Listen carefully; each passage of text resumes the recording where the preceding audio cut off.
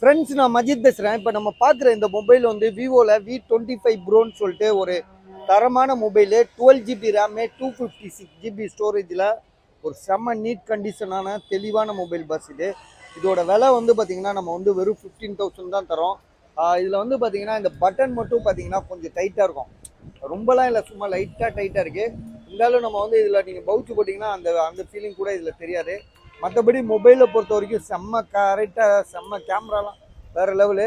இது வந்து எதுனால டைட் ஆச்சுன்னா உங்களுக்கு அந்த யூகி டெம்பர் போடுறாங்க பார்த்தீங்களா, ஸோ அதனால வர ப்ராப்ளம் தான். அந்த யூகி டெம்பர் போட்டால் கொஞ்சம் டைட் வந்துடும்.